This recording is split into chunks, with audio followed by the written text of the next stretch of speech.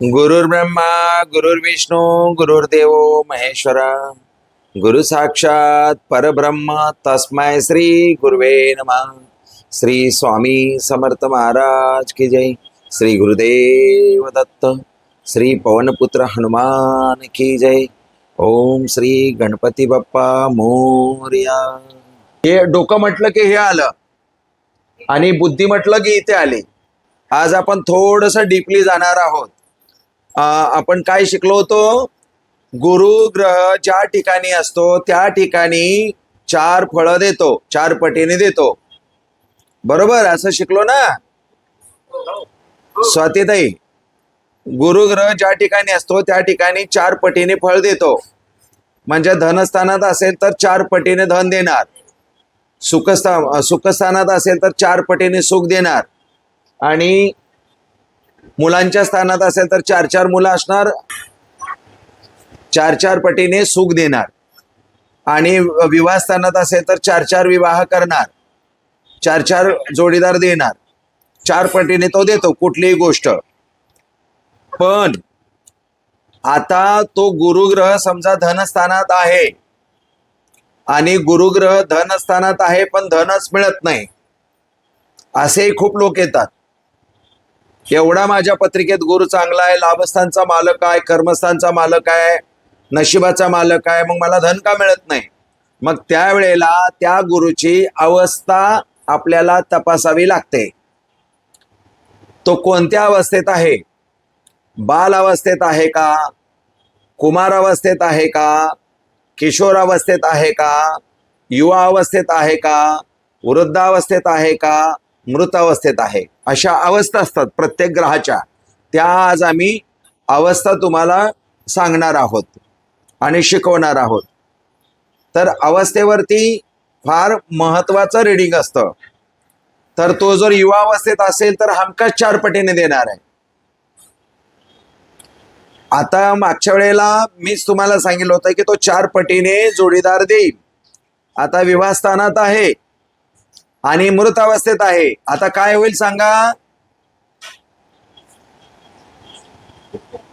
विवाहामध्ये दुःख मिळेल। विवाह स्थानामध्ये गुरु असता 4 जोडीदार देतो असं आपण म्हटलं, बरोबर? हा, मृत अवस्थेत असल्यानंतर काम नाही करणार, आणि काम नाही करणार म्हणजे त्याला ज्या पद्धतीने काम करायचं आहे 4 पटीने ते 4 पटीने काम नाही करणार। एक तर उशिरा विवाह होईल, इतर ग्रहावरती अवलंबून आहे, झाला तर तो व्यवस्थित टिकून राहील, 2-2, 3-3 विवाह होऊ देणार नाहीत। समजा युवा अवस्थेत असेल तर हमखास तो 4 पटीने देईल, पण बाल अवस्थेत असेल तर त्याच्यावरच थांबेल, कुमार अवस्थेत असेल तर त्याच्यावरच थांबेल, किंवा वृद्धावस्थेत असेल तर तो काही जास्त त्रास देणार नाही। अशा पद्धतीने आपल्याला त्याचं प्रमाण घेता येतं। तर तेच आज आपल्याला नेमकं शिकायचं आहे। त्याच्यासाठी आपल्याला समराशी आणि विषम राशी, समराशी, सम म्हणजे काय? सम अंक कसे म्हणतात आपण, विषम अंक कसे मोजतो? तसे वृषभ राशी समराशी आहे। हा, राशी झाली, पण थोडक्यात त्याचं एक सूत्र आहे। ज्या अंकाला 2 ने भाग जातो तो गुणधर्मासारखे असणे। नाही, गुणधर्म वेगवेगळे असणार। हा, पण सम आणि विषम कसं काढायचं? तर ज्या राशीचा अंक आहे त्याला 2 ने भाग जातो। तर समजा 5 नंबरची राशी आहे, कोणती आहे? सिंह, त्याला 2 ने भाग जातो का? मग ती कोणती राशी झाली? विषम, बरोबर। म्हणजे आधी हे सम आणि विषम राशी माहिती असणं गरजेचं आहे। विषम राशी आहेत ह्या विषम राशी आहेत। दर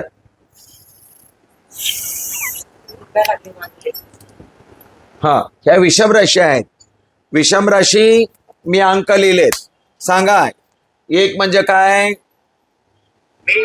मेष।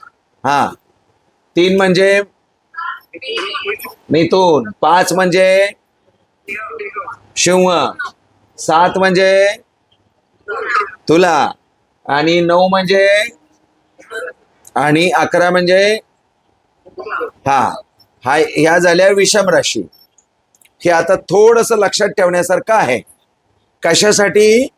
फक्त आणि फक्त डिग्री बघण्यासाठी, कोणत्या अंशावर कोणता ग्रह आहे ते बघण्यासाठी एवढं लक्षात ठेवायचं आहे. बाकी याचा कुठलाही उपयोग नाही.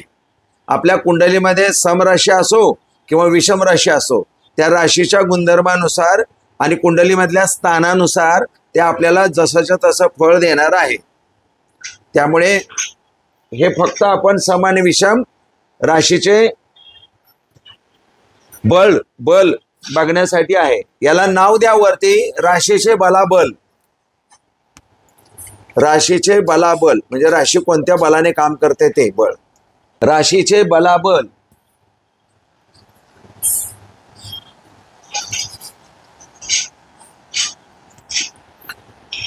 तसंच समराशी लिहून घ्या. राशीचे बलाबल. समराशीमध्ये 2 नंबरची राशी कोणती? 4. सगळेजण बघा, सगळेजण बोला जरा. बोललं ना तर त्या शरीरातल्या शरीर पेशीतून येतं. काही लोक बघा कसे असतात की काही लोक मी खूप हुशार आहे म्हणजे मी शांत ऐकून घेतोय असं असतं. पण तसं नसतं. जेव्हा आपण बोलतो तेव्हा आपल्या शरीरातील सेल्स आणि न्यूरॉन्स ऍक्टिव्ह राहतात आणि त्यानुसार आपल्याला स्टोअर करण्यासाठी लवकर त्याची सहाय्यता मिळते. म्हणून ऍक्टिव्ह राहून जे शिकायचं ते ऍक्टिव्ह मध्ये शिकायचं. तर दुसरी राशी वृषभ. 4थी कर्क. 6वी 8वी वृश्चिक. वृश्चिक नाही म्हणायचं, वृश्चिक. 10वी आणि 12वी. मग आता तुमच्या लक्षात एक गोष्ट अजून आली असेल. आता बुधाच्या अंमलाखालची राशी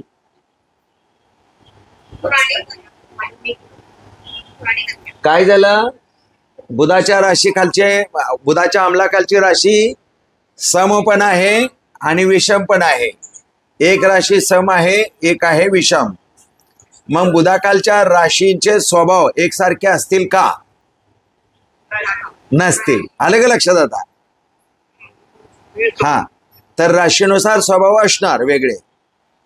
तर हे एक समजून घ्यायचं. नाहीतर मग बुधाच्या अंमलाखालच्या 2 राशी, गुरुच्या अंमलाखालच्या 2 राशी एकसारखं त्यांचं प्रिडिक्शन द्यायचं नाही. सम विषम वरती त्याचा विचार थोडासा करायचा.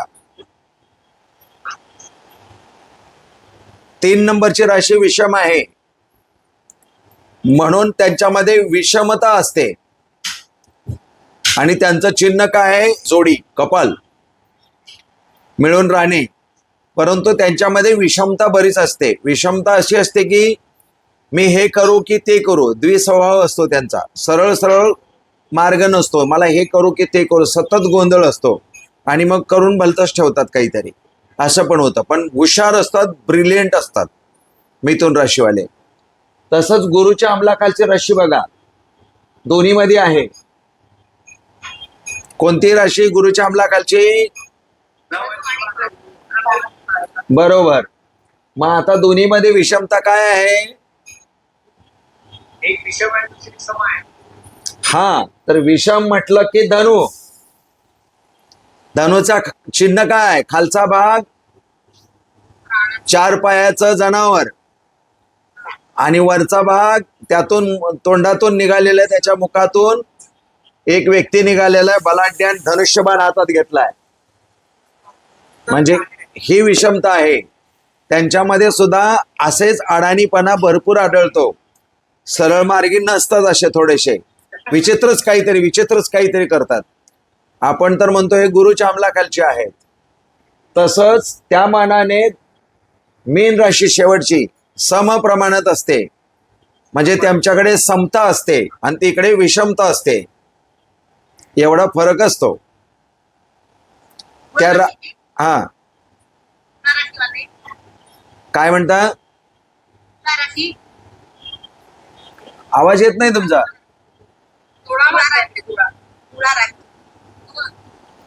तुला राशीचं पण तसंच आहे ना. तुळा राशीवाले विषमतेकडे असतात ना. तुळा राशीमध्ये विषमता हे असते की त्यांचा अट्टास असतो की प्रत्येकाला एकसारखंच मिळालं पाहिजे. तराजू आहे ना तो, त्यांचा अट्टास असतो प्रत्येकाला एकसारखं मिळालं पाहिजे. म्हणजे तुला 90% मार्क मिळाले तरी तुला ते कॉलेज मिळालं पाहिजे, मला 60% मिळाले तरी मला तेच कॉलेज मिळालं पाहिजे. तू पण माणूस आहे, मी पण माणूस आहे, असे थोडेसे आडवे भांडतात हे लोक. राशीनुसार त्याचं वर्णन करायचं झालं तर असे असतात, स्वभाव असतो त्यांचा. असे लोक बँकेमध्ये तंतोतंत असतात, 1 रुपया कमी नाही जास्त नाही. आणि हे पण धनुराशीवाले आणि मीन राशीवाले दोन्ही बँकेत आढळतात. पण हा जरा व्यवस्थित बोलेल, हा व्यवस्थित बोलणार नाही, कठोरतामध्ये बोलेल. हा, अजून तुळा राशीच्या बाबतीत पण तसंच आहे. 2 नंबरची राशी आहे ती वृषभ आहे. वृषभ राशी रोमॅन्टिक असते, खूप रोमॅन्टिक. तशी तुळा राशी रोमॅन्टिक नाही एवढी. हे जोडीदारावर जीव ओतून प्रेम करतात, पण कधी कधी दुसऱ्याच्या जोडीदारावरती पण प्रेम करतात. हा मोठा यांचा दुर्गुण आहे. इकडे मात्र विषमता असली तरी तुळा राशीवाले एकाशीच एकरूप राहतात आणि कायमस्वरूपी राहतात. शुक्र हा प्रणयाचं प्रतीक आहे, पण तिथे विषम भाग खूप उपयोगी पडतो. तसं तिकडे शनीची राशी विषम राशी, विषम राशी कुंभ राशी. कुंभ राशीमध्ये पेशन्स असतात खूप. कुंभ राशीमध्ये पेशन्स असतात. कुंभ राशीचं सिंबॉल काय आहे? एक मटका आहे आणि पाण्याने भरतोय. आता मटका पाण्याने भरेपर्यंत तो शांत असतो, भरल्याशिवाय तो उचल करत नाही, म्हणजे छलकत नाही. म्हणजे पेशन्स खूप असतात आणि भरेपर्यंत ते प्रयत्न करतात. म्हणजे आपला मटका भरेपर्यंत प्रयत्न करतात, म्हणजे नॉलेज ग्रहण करतात, पेशन्स ठेवतात, साध्य होईपर्यंत गोष्ट लढत राहतात. इथे मात्र उलट आहे.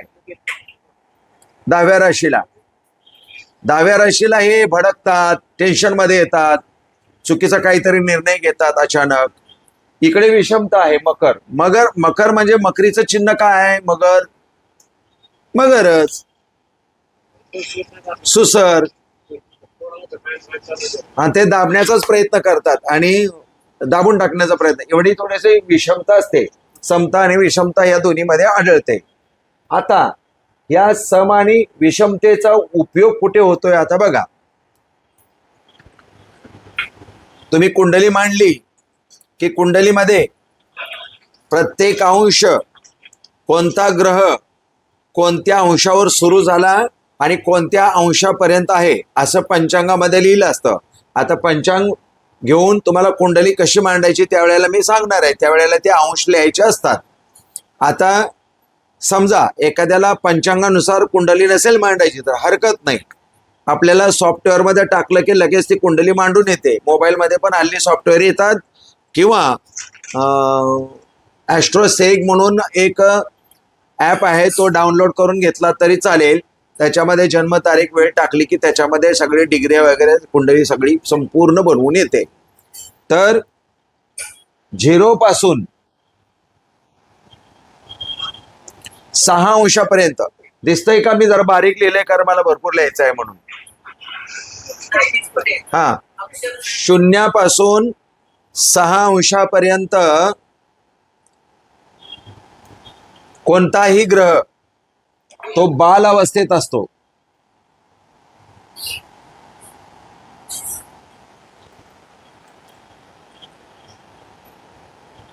कोणताही ग्रह 0 अंशापासून बाल अवस्थेपर्यंत बाल अवस्थेत असतो. दुसरं, 6 अंशापासून 12 अंशापर्यंत कुमार अवस्थेत असतो. मागे कोणतरी बोलतंय, जरा कृपया बोलू नका, किंवा कोणी बोलत असतील आपले घरातली माणसं तर तुमचा म्यूट वरती टाका. हा, कुमार अवस्थेत असतो. 6 ते 12 अंशावरती कोणताही ग्रह कुमार अवस्थेत असतो. हे परफेक्शन देण्यासाठी याची आवश्यकता असते. आपलं एकदम परफेक्शन पाहिजे. जे काही प्रिडिक्शन असतं ते एकदम परफेक्शन पाहिजे. नुसतं गुरु 4 पटीने फळ देतो, धनस्थानात आहे, तुला धनाची कमी नाही, असं नाही सांगायचं. तो कोणत्या अंशावर आहे त्याप्रमाणे त्याचं प्रिडिक्शन होणार. हा, प्रत्येक याच्यामध्ये 6 टाकत जायचं. 30 डिग्री आहेत, 30 अंश आहेत, 30 अंशामध्ये हे डिवाइड झालेलं आहे. मग किती येणार? 12 मध्ये 6 मिक्स केल्यावर 18. मग 12 ते 18 काय होईल? युवा.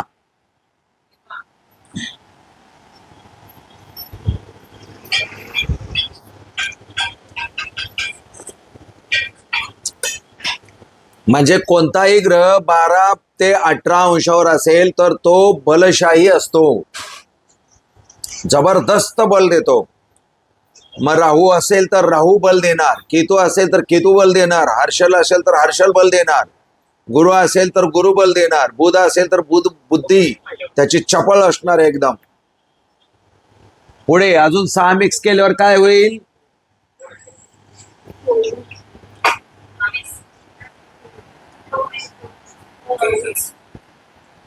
आता युवानंतर आपण कोणत्या अवस्थेत जातो? प्रत्येक व्यक्ती आ वृद्ध वृद्ध वृद्ध वृद्ध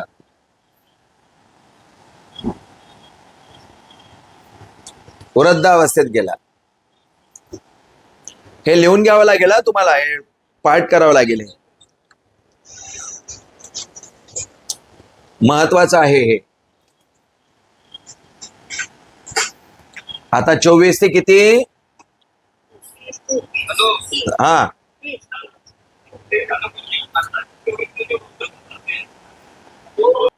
हे कोणाचं झालं? तर हे समराशींचं झालं. हा भाग, हा जो भाग मी सांगितला खाली दिसतंय का बघा?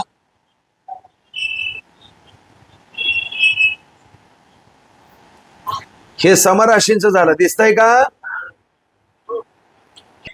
हा, ह्या समराशींचं हे आहे एवढ्या अंशावर असल्यावर. आता हे झालं समराशींच्या बाबतीत.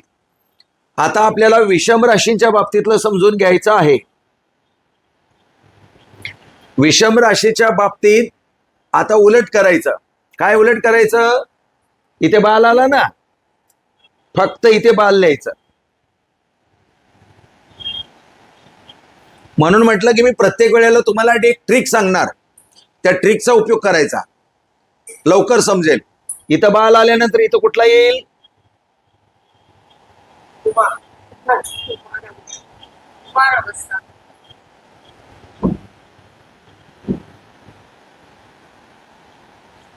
पुढे कुठला येईल?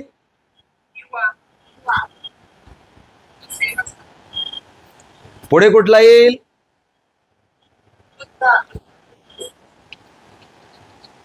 आणि पुढे हा, मृत. मृत.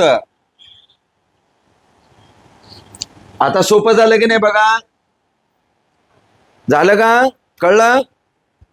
म्हणजे एखादा ग्रह समजा 0 पासून 6 अंशापर्यंत असेल आणि तो विषम राशीचा असेल तर कोणत्या अवस्थेत असेल? आणि सम राशीचा असेल तर बाल अवस्थेत असेल.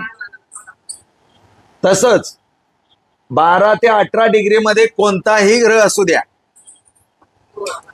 तो युवा अवस्थेतच असणार. मग तो गुरु असो, राहू असो, कोणताही ग्रह असो. अगदी सोपं काम आहे. हा चार्ट व्यवस्थित लक्षात ठेवा.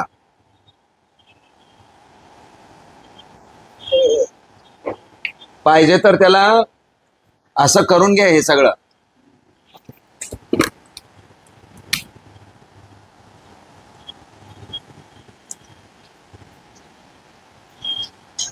हे असा चार्ट तयार करून घ्या.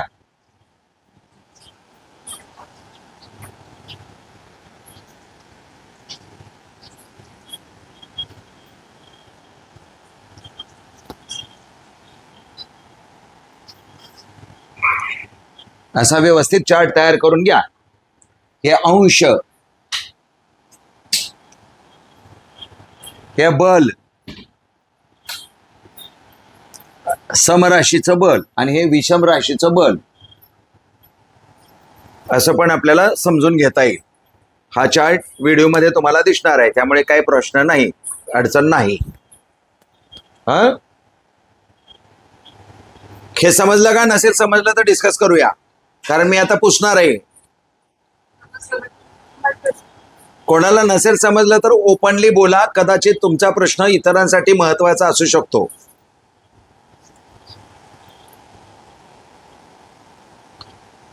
शास्त्रामध्ये एवढ्याच अवस्था दिलेल्या आहेत, पण तुम्ही शिकवताना किंवा दुसऱ्याचं प्रिडिक्शन देताना मध्येच आला तर बोलू शकता. तुमचा म्हणजे बालावस्थेनंतर किशोर अवस्था येते ना बचपना ना जवानी, त्याच्या मधला जो अवस्था असते ती किशोर अवस्था असते.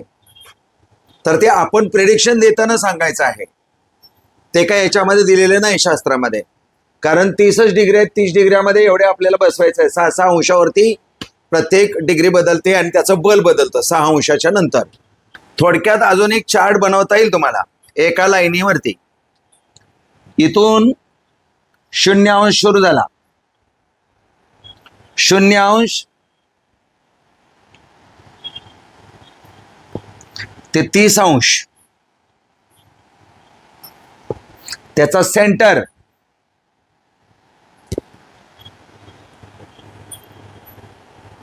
हा भाग बालावस्थेत आणि हा मृत अवस्थेत. त्याच्या उलट हा मृत अवस्थेत आणि हा बाल अवस्थेत. हे सम आणि विषम यांच्या बाबतीत.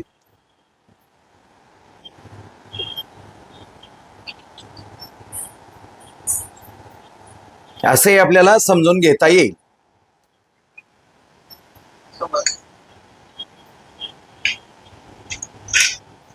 हा, कारण 30 अंशापर्यंतच आहे, त्यामुळे मग असंच करता येईल, दाखवता येईल. मध्ये तो बरोबर कुठल्या अवस्थेत आला, मध्ये जे सेंटर पॉइंट काढलाय तो सगळ्यांच्या लक्षात आलं का? ही एक लाईन वाढली आणि इथं मध्यस्थी काढलाय, तर इथे युवाच येणार, म्हणून त्याच्या आधी बाल केलं आणि पुन्हा मृत केलं. तसं विषमच्या बाबतीत खाली बाल केलं आणि पुन्हा मृत केलं. हे अशा पद्धतीने तुम्हाला समजून घेता येईल आणि सोपं आहे, काय फारसा अवघड नाही आणि याचा फारसा उपयोग होत नाही. कारण पंचांग बघताना किंवा प्रिडिक्शन देताना तुम्हाला तुमच्या समोर तो चार्ट असतो. कुंडली आली की कुंडलीच्या वरच्या बाजूला हे सगळं लिहिलेलं असतं, कोणता ग्रह कोणत्या अवस्थेत आहे हे सगळं लिहिलेलं असतं. आणि डिग्री काढायची सुद्धा गरज नाही, त्यात काही मोठं गणित नाही. पंचांग कुंडली मांडायच्या वेळेला तुमच्याकडे पंचांग असणं गरजेचं आहे. दाते पंचांग कोणी कोणी घेतलं नाहीये, घेऊन ठेवा जरा गरजेचं आहे, कारण त्याच्यावरती अंश वगैरे. हा दातेचं घ्या, दातेचं, कारण दाते समजायला सोपं आहे आणि डिटेलिंग मध्ये आहे. बाकीचं पंचांग मध्ये आकडे वगैरे सेमच येणार, पण मी दातेप्रमाणे.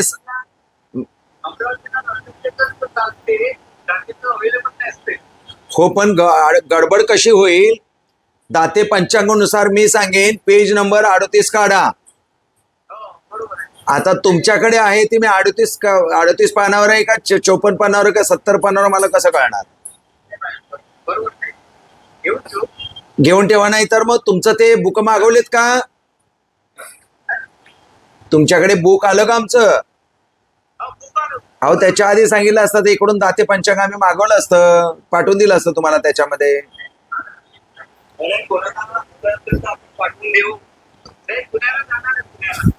हा, मग पुण्याला मिळेल तुम्हाला. पण संभाजीनगरला इटानगरला जी लोक राहणारे आहे, त्यांना जर मिळत नसेल तर आपण व्यवस्था करू, इकडून पाठवून देण्याची व्यवस्था करू. बर, आता प्रत्येकाने ऐकलं असेल, एक राशी जलतत्वाची असते, एक वायू तत्वाची असते आणि एक पृथ्वी तत्वाची असते. हे राशींचे फरक असतात आणि त्या राशीप्रमाणे त्यांचं पुन्हा प्रिडिक्शन द्यायचं असतं. सोपं काम आहे, काही अवघड नाही.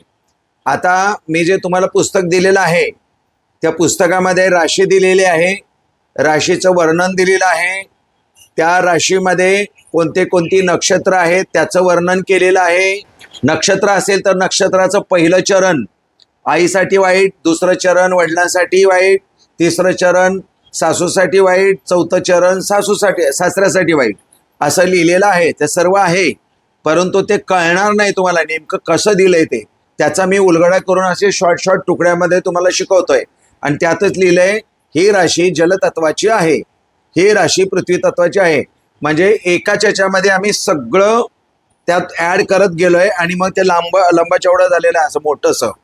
त्यामुळे ते कळणार नाही तुम्हाला, म्हणून मी सुट्टे पाठ करून त्यातलाच सुट्टे पाठ करून तुम्हाला सांगतोय.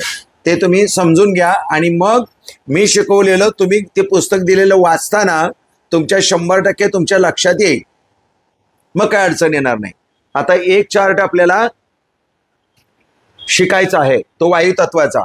मग आता 1 ते 12 राशी मांडून त्याची तत्व लिहायची का? अजिबात नाही. त्याची पण ट्रिक आहे, त्याचा पण एक तक्ता तयार करायचा. अगदी सोपं काम आहे.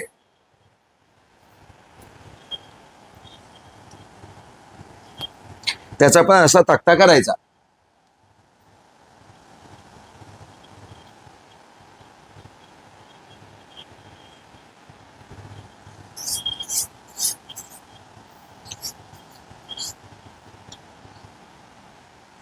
राशींचे तत्व आणि असा एक तक्ता तयार करून घ्या. दिसतोय का? हा हा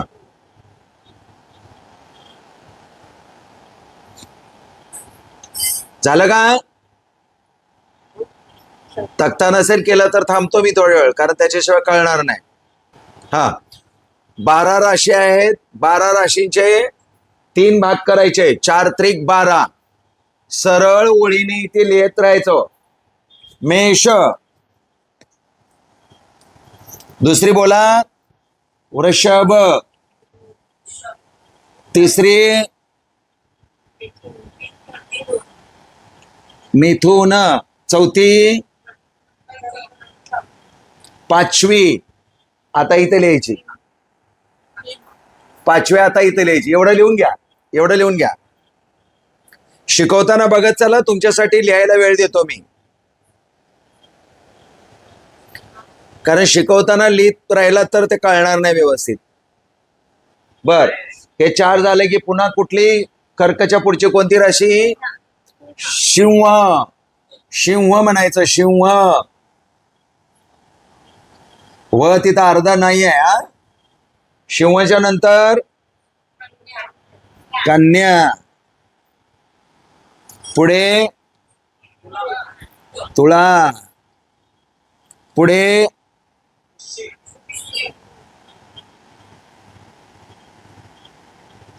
हा. आता हे लिहून घ्या या दुसऱ्या याच्यामध्ये रकान्यामध्ये. हा, हे इथपर्यंत लिहून घेतलं. आता वृश्चिकच्या पुढची राशी कोणती? धनु. इथे धनु लिहायचं.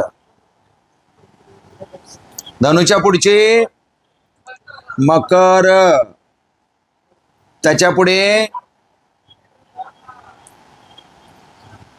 कुंभ, त्याच्या पुढे आता हा तक्ता झाला. लिहून घ्या आता एवढा तक्ता. आता किती सोपं काम आहे बघा. प्रत्येक राशीला वेगवेगळे लक्षात ठेवायची काही गरज नाही. 4 राशीचा एक ग्रुप तयार करायचा, उभ्या लाईन मध्ये लिहून घ्यायचा. सोपं गणित आहे. आता कोणत्या तत्वाची कोणती राशी आहे बघा. सगळ्यात आधी हे वरचे अग्नितत्व.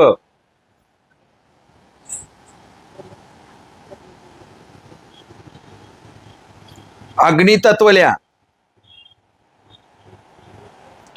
दुसरं पृथ्वी तत्व,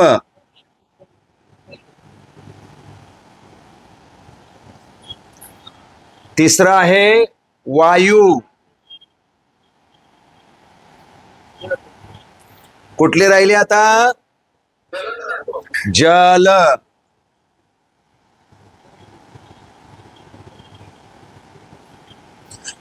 हा, आता याचा उपयोग काय होणार?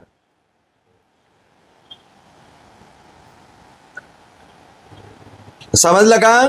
आता प्रत्येक राशीचं तत्व वेगवेगळं, लक्षात ठेवायची काही आवश्यकता नाही, अगदी सोपं काम आहे. नवीन नवीन असताना प्रिडिक्शन देताना असे काही चार्ट बनवून ठेवायचे आहेत. त्या चार्टचं मी तुम्हाला फोटो पाठवीन, तुम्ही तिथे डाउनलोड करून एक त्याची प्रिंट काढून घ्या. मी अख्खा चार्ट तुम्हाला PDF करून पाठवून देतो. बर, हे झालं. आता एखादा मेष राशीचा मालक आहे, त्याच्या समोर बोललात तुम्ही, बाबा तू खूप चांगला आहेस रे, तर तो काय बोलणार नाही, गप्पा बोलणार, ठीक आहे. माझ्या तोंडाने बोलणार पण नाही, कारण ते अग्नी तत्वातलं आहे, तापटपणा करेल. शिव राशी अग्नी तत्वाची आहे, सूर्याची राशी. हे मंगळ, इथं सूर्य. आता धनुराशीचं मी तुम्हाला मागाशी वर्णन सांगितलं, विषम राशीमध्ये येतो तो. विषम मध्ये आला ना, धनु विषम मध्ये आला. मग हे सगळे, जरी धनु गुरुच्या अंमलाखालची असली तरी ते तापटपणा करतात. असे लोक खूप तापटपणा करतात, ऐकत नाहीत, तापले की मग भयंकर तापतात आणि ते अग्नितत्वाखाली येतात. पृथ्वी तत्वाची का म्हटलेली आहे, तर हे जमिनीवर राहणारे लोक असतात. म्हणजे कितीही मोठे झाले तरी स्थिरता मिळवतात. म्हणून वृषभ, कन्या आणि मकर. वृषभ म्हणजे काय? बैल. बैल, हा. नरहरी सर आपण नाही, हा नाही, आपण नाही, ते बैलाबद्दल बोलतायत, आपल्याबद्दल नाही बोलत आहे. गाडी ओढणाऱ्या बैलाबद्दल बोलतायत.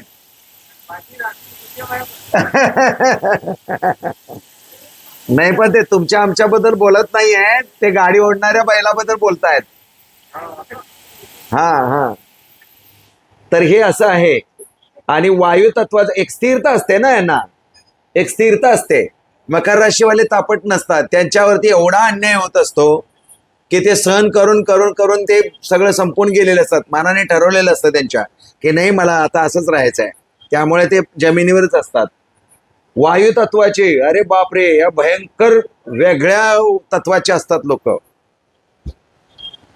मी काय करू आणि काय नाही असं असतं त्यांना. आता इथे तर मी पुढे तिथे, आता US ला तर थोड्या वेळाने मी इंग्लंडला, मनाने बुद्धीने फटाफट फटाफट. द्विस्वभावी राशी मिथून, सतत डबल. असे मान्यवर, मोठे मोठे कलाकार आणि मोठे मोठे विद्वान मिथुन राशीचे असतात. पण त्यांना त्रास खूप होतो, कारण हे करू की ते करू डिसिजन घेता येत नाही, करेक्ट डिसिजन घेता येत नाही. आणि यांचा भाग्योदय वयाच्या 30व्या वर्षानंतर असतो. ते सगळं आपल्या बुकमध्ये लिहिलेलं आहे. कारण यांना स्थिरता मिळवण्यासाठीच हे वायूसारखे पळतात इकडे तिकडे, एक ठिकाणी राहत नाहीत. स्वतःला बांधून ठेवण्यातच यांचा वेळ निघून जातो. वयाची 30 तरी येते स्वतःला बांधून ठेवायला. हा, आता जलतत्व, कर्क राशी, चंद्राची राशी, शीतलता. कोणी 4 शिव्या दिल्या तरी तो गप्पच, त्याच्या तोंडावरची माशी पण उठत नाही, असं म्हणायला हरकत नाही. म्हणजे गप्पच. किती आपण त्याला चिडवतोय, किती डिवचतोय, बायको म्हणते अरे काय असं तसं तसं, काय नाही, गप्प आहे. काय दारू पिऊन येतो, तुला अक्कल नाही, काय नाही, असं तसं काय वाटेल ते बोलेल, हा गप्पच बिचारा. आणि एक अर्ध्या तासाला झाल्यानंतर बोलेल, जेवायला वाटतेच का, असं बोलेल. ते शांत असतात. आणि पत्नी असेल तर नवऱ्याच्या पण बाबतीत तसंच. हा बिचारा काय बडबड करतोय, हे केलं का, ते केलं का, ते केलं का, ते केलं का, ते केलं का. तिला माहिती आहे, बोंबलून बोंबलून गप्प बसेल थोड्या वेळाने, माहिती आहे. म्हणून थोड्या वेळाने मग ती म्हणेल ठीक आहे चल. तर असं. तर कर्क राशीचे हे गुणधर्म आहेत, शांत, सुशीलता, सभ्य, शांतपणा, जलतत्वाचे, थंडकामी, असं त्याचं वर्णन आहे. तर राशींच्या याच्यामध्ये मी शिकवणार आहे, कोणती राशी काय फळ देतात ते शिकवणार आहे. वृश्चिक राशी, हा हा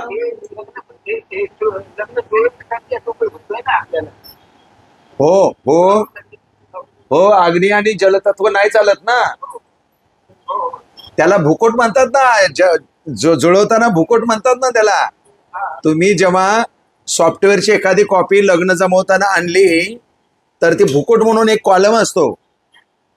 त्या भूकोटमध्ये अग्नी आणि जलतत्व चालत नाही, बाकी हे तीन चालतील आणि हे ते वरच्या तीन चालतील एकमेकाशी. जल आणि अग्नी तत्व चालत नाही.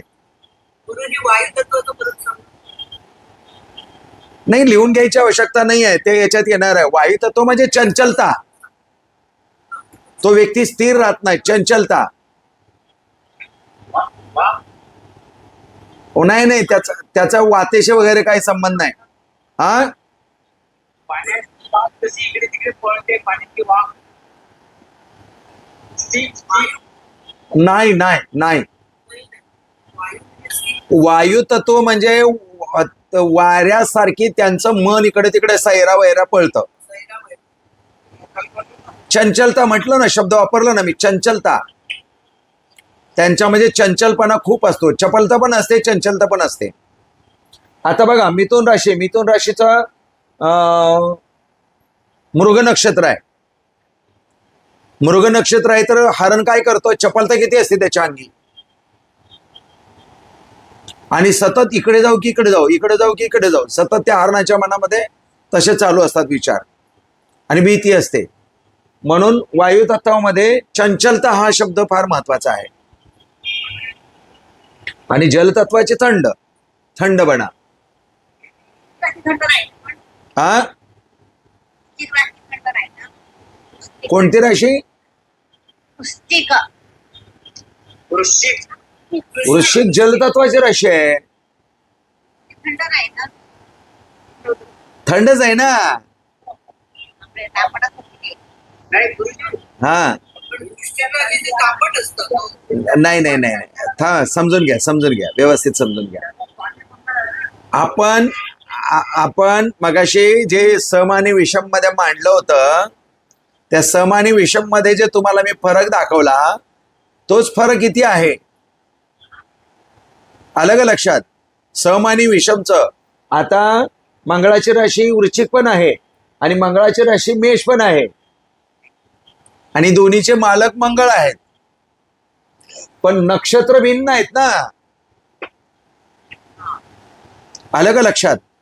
नक्षत्र भिन्न असल्यामुळे त्या नक्षत्रावरून राशी आली आणि मग ती जलतत्वाची झाली. वृश्चिक राशीचा मालक मंगळ तो कडक आहे, अग्नितत्वाचा आहे, पण वृश्चिक राशी मूळतः अग्नितत्वाची नाही, ती जलतत्वाची आहे. पुस्तक दिले, त्यात वाचा, अधिक माहिती दिलेली आहे मी. 12च्या 12 राशींचे महत्व समजावून सांगितलेलं आहे, त्यामुळे तुमच्या लक्षात येईल. पण हा चार्ट महत्वाचा, एवढं लक्षात ठेवा. आणि याचा प्रिडिक्शन साठी काहीही उपयोग होत नाही, लक्षात ठेवा. प्रिडिक्शन साठी याचा काहीही उपयोग होत नाही. झालाच तर एवढा होईल, जलतत्वाच्या राशीमध्ये मंगळ आला तर तो उग्र होईल, अन्यथा नाही होणार. आता इथे कर्क राशीमध्ये मंगळ आला तर उग्र होईल, कर्क राशीमध्ये सूर्य आला तर उग्र होईल. आलं का लक्षात? मीन राशीमध्ये मंगळ आला तर उग्र होईल. अशा पद्धतीने गुरु स्वतःच्या म्हणजे धनुराशीमध्ये स्वराशीमध्ये इथे आला तर धनुराशी मधला गुरु उग्र होतो. हा, गुरु अग्नितत्वाच्या राशीमध्ये गुरु आला तर तो उग्र होतो. एक लिहून घ्या, जरा एक लाईन लिहून घ्या, ती महत्वाची आहे. अग्नितत्वामध्ये गुरु आला असता उग्र होतो.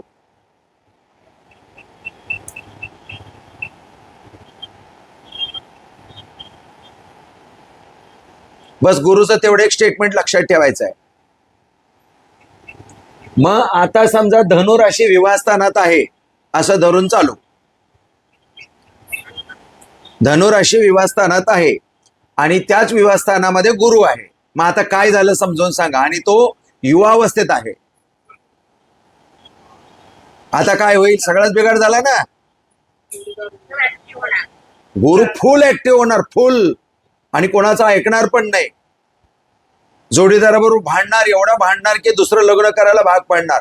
तिच्याबरोबर भांडणार की तिसरं लग्न करायला भाग पाडणार. तो गुरु टिकच देत नाही मग त्याला, कारण तो अग्नितत्वामध्ये गेला गुरु असून पण.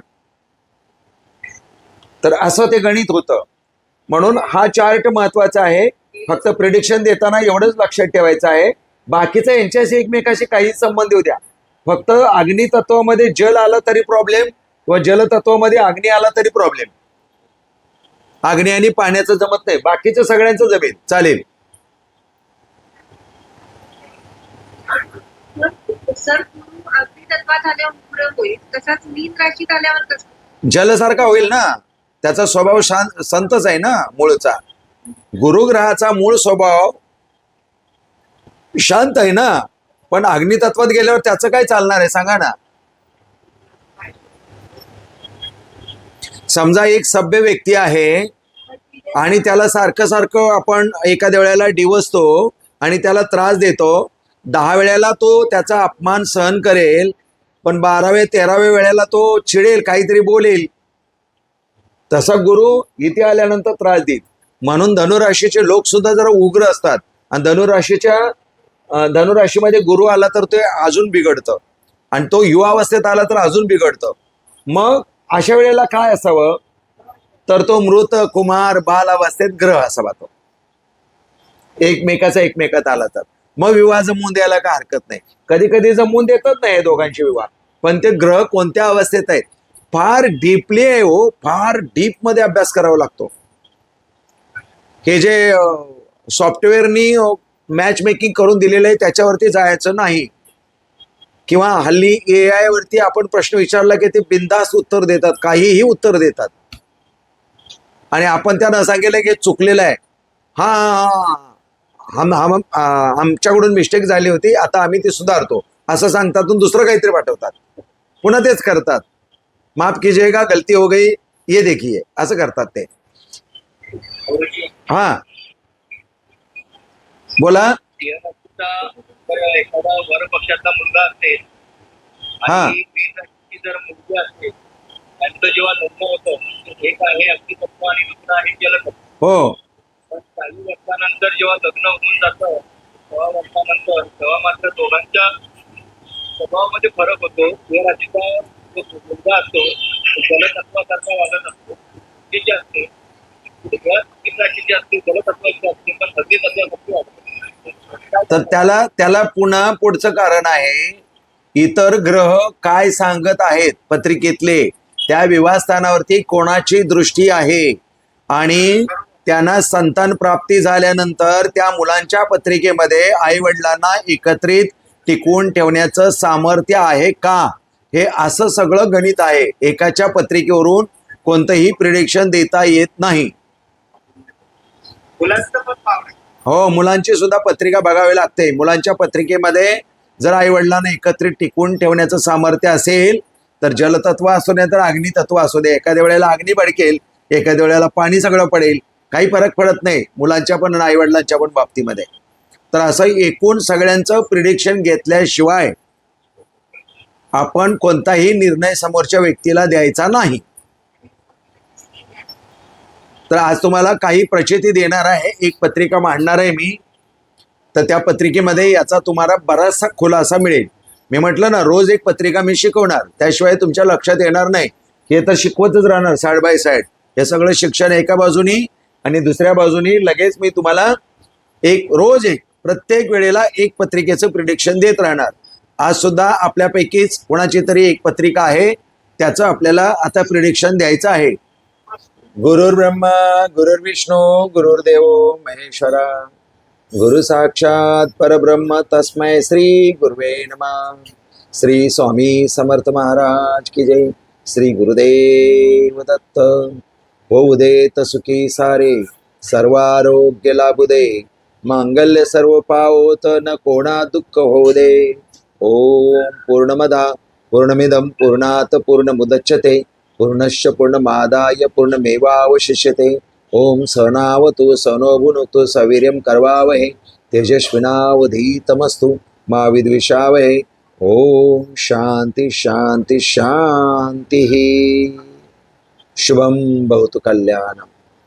जर आपल्याला हा व्हिडिओ आवडला असेल तर अशाच प्रकारचे व्हिडिओ पाहण्यासाठी आमच्या चॅनलला सबस्क्राईब करा. श्री स्वामी समर्थ.